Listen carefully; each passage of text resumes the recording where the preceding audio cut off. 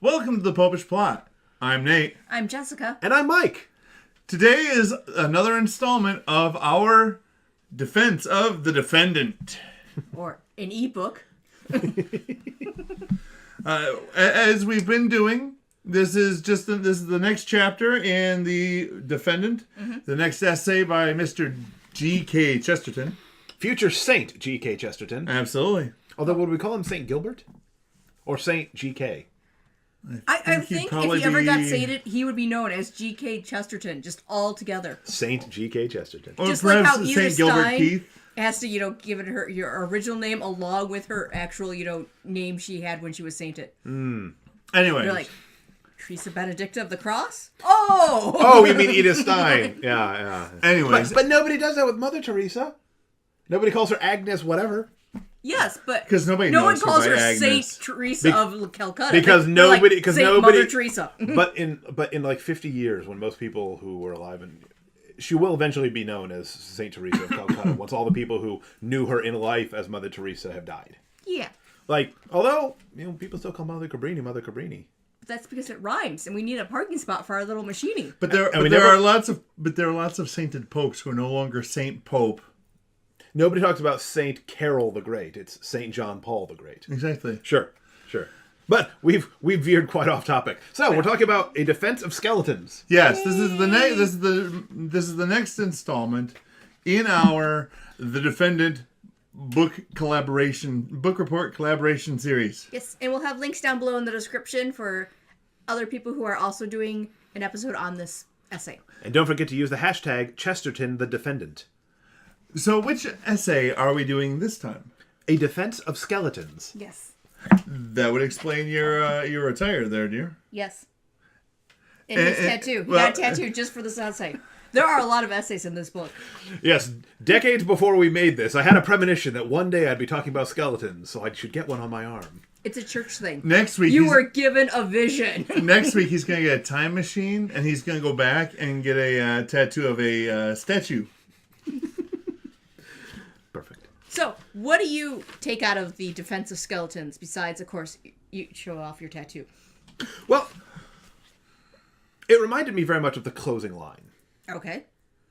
And however much my face clouds with somber vanity, or vulgar vengeance, or contemptible contempt, now that's a writer, the bones of my skull beneath it are laughing forever.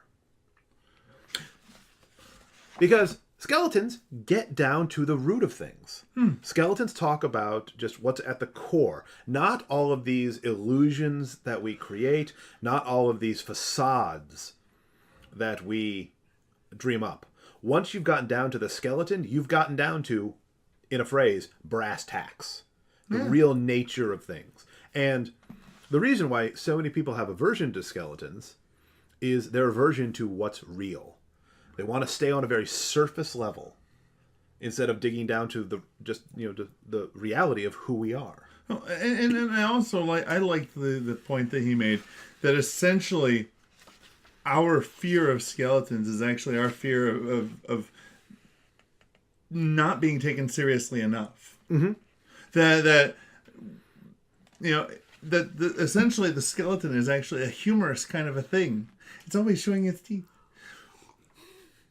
But that it's not so much that we're so much afraid of our death or our mortality, but that we are afraid of the fact that we could be something so simple. Mm-hmm.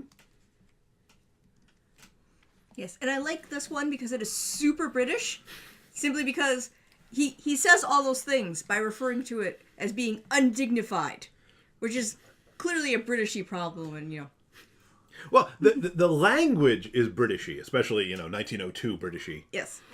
So Americans today don't have a great concern for being dignified or undignified. In fact, we almost seem to revel in being undignified. But we do have a tremendous concern for how we are perceived, and to be perceived in a very controlled manner. Yes. So, obviously, we here at the Popish Plot are not averse to social media, since that being our medium.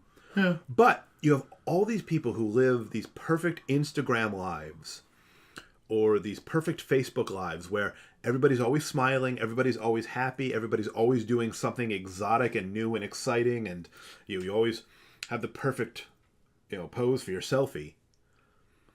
Because even though we're not worried about dignity, we still are putting up just as many facades as these stiff upper lip Brits with their concern for, I need to be a respectable man. Yes. We have a very different set of priorities, but the same essential problem that we don't want to face reality. Instead, this carefully curated, incredibly immature fiction of our lives. Oh, absolutely. I could never be an Instagram star because, by the time you put all the filters on, your food's cold. Though you do a very good job with the various animal filters that you put on your pictures. But I have a hard enough time keeping fake friends, let alone real ones. So, yeah.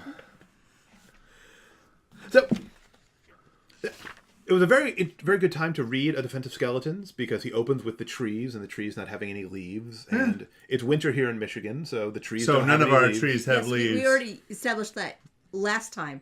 So you are agreeing with me now. Needles are not leaves, and therefore I have counted all the leaves on the trees on our road of 0. No, those trees still have leaves. Mm-hmm. Because they're called needles. All the leaves have fallen, but the needles are still there. And needles are leaves. They are. They are green. They perform photosynthesis for the tree. Not going to win that one, huh? Nope. No. All right. Because we will, however much double I have to dig the trench here. I have to make the Maginot Line. This is the line you cannot cross. Yes, I know. It did get crossed. Yeah, the Maginot Line lost, right? Well, it didn't so much get crossed. They encircled it. They went around. That is the problem of having a line that doesn't end at the oceans. Like the Maginot Line is a great idea, except they went around. And, there was airplanes, too, during that one. They went through Belgium, which, okay, I would totally understand the French not anticipating that they'd go through Belgium, except that they went through Belgium the first time! I know it's not a perfect defense, but... Welcome to the Popish Plot, the only Catholic YouTube show that discusses the Maginot Line. I'm sure there's someone else. There's got to be somebody else. If you are you discussing the Maginot Line? If you are a history teacher specializing in early 20th century history... Mid. Mid. By the 40s? Specializing in mid 20th century history. Please go down below and let us know that we're not alone in this. A Defense of Skeletons and the Maginot Line.